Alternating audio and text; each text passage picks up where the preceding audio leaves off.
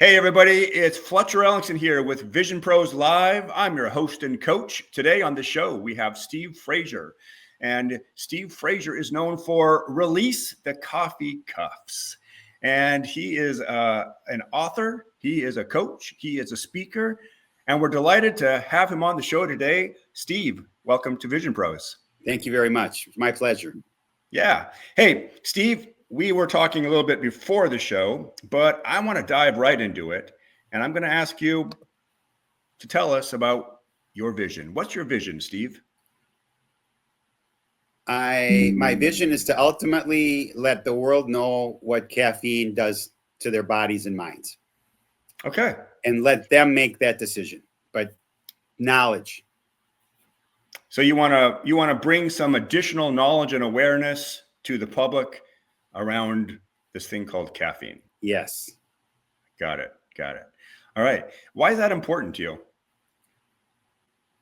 Caffeine is destroying might be too hard of a word, but it affects so many people in such a bad way, and they don't know, and particularly sleep. And sleep is the foundation of your health. And you if you may or may not believe that or realize that, but when you sleep, you heal, you dream, and you reset. And if you're drinking caffeine chronically, you never really reach a good stage 4 sleep, REM sleep, and that's where you heal. And so for men in particular, testosterone, DHEA, which is a hormone that is in men and women, but in particularly it works with men with testosterone.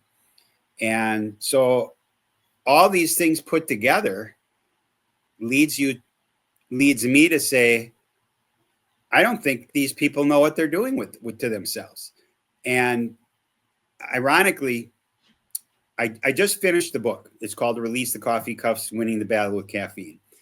And I had a little brainstorming session with myself, and I decided that the last chapter was going to be an anecdotal story chapter, where I could go on to different websites or different, like Reddit, they have caffeine sites, and get different people's stories. And then I went to YouTube, and you go onto YouTube and you just do, quitting caffeine. And I realized that there was a recurring theme. 99% of the people that had quit caffeine said undoubtedly that they were getting the best sleep in their memory, literally. And that's impressive. It is. And it's way more powerful than you might believe, because if you're sleeping well, my daughter is a natural healer. She's a clinical natural health person. She owns her own clinic, and she is my wife primary caregiver. And there's two or three different foundations to being healthy.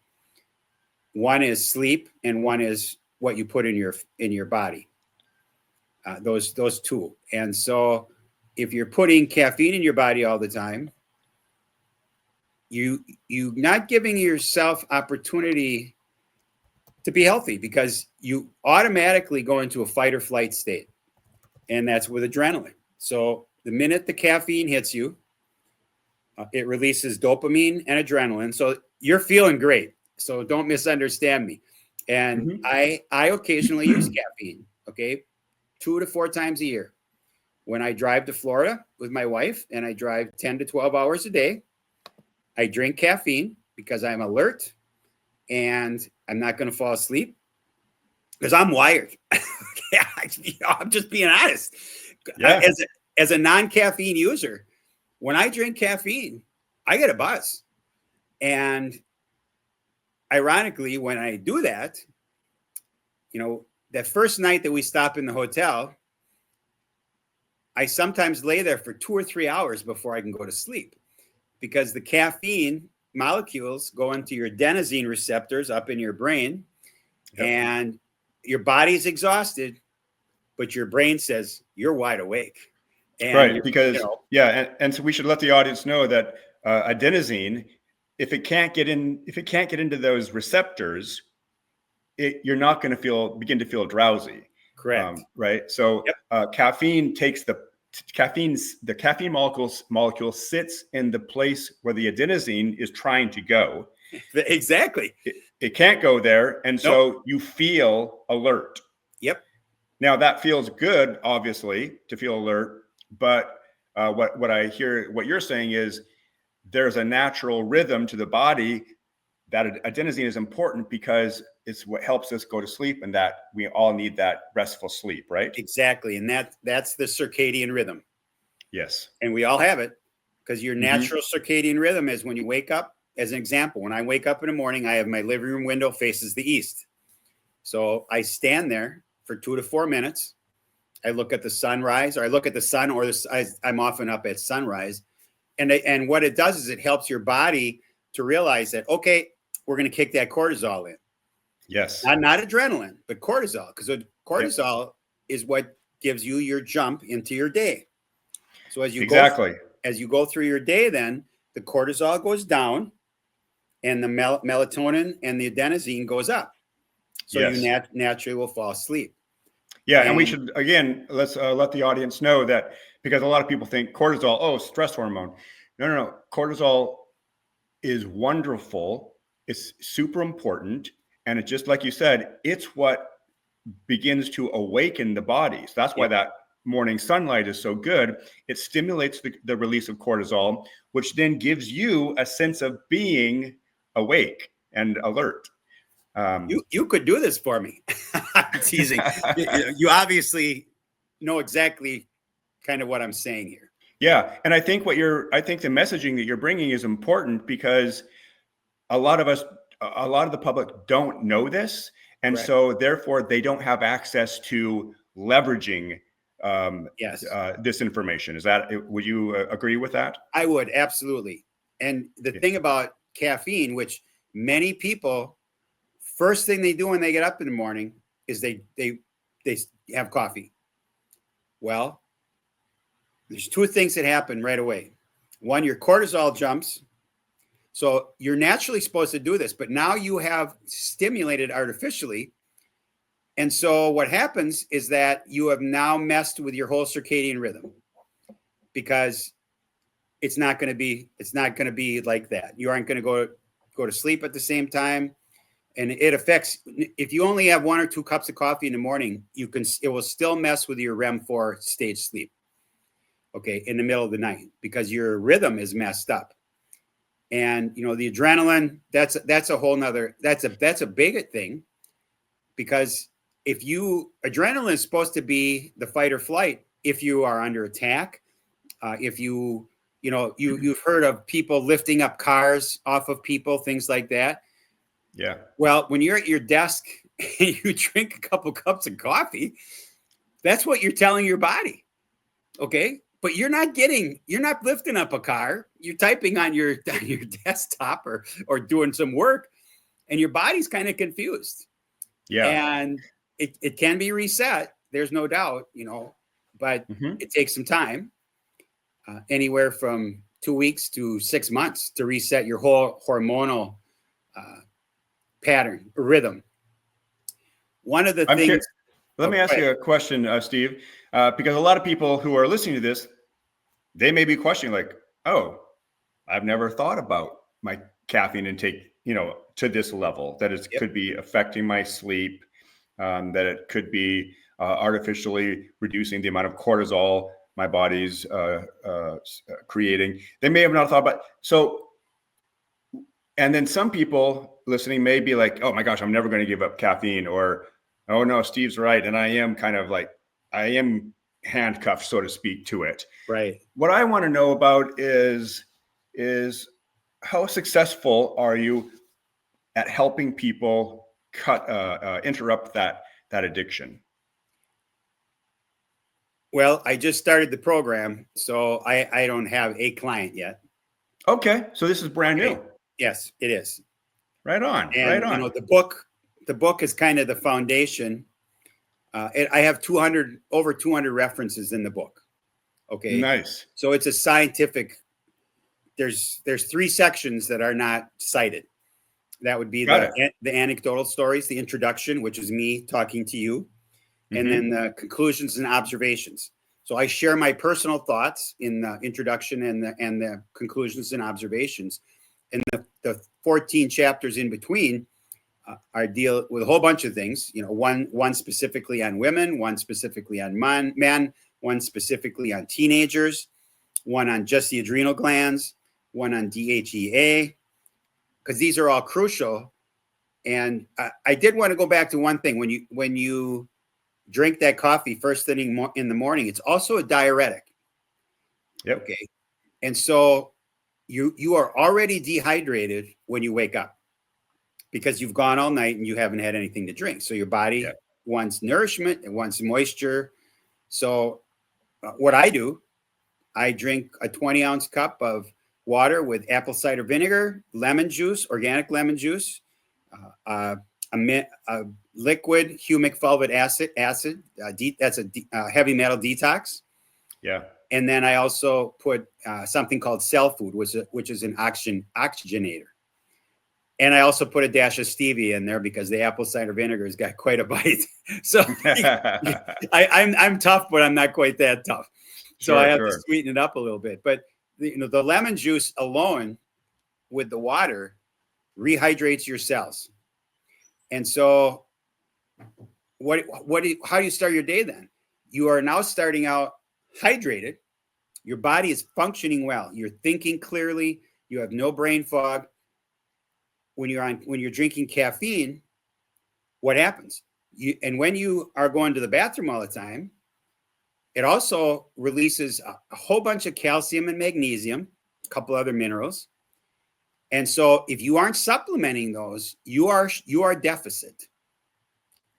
And women in particular with calcium, the older they get, the more coffee they drink or caffeine. And tea is the same devil. Okay. Sorry, I said it.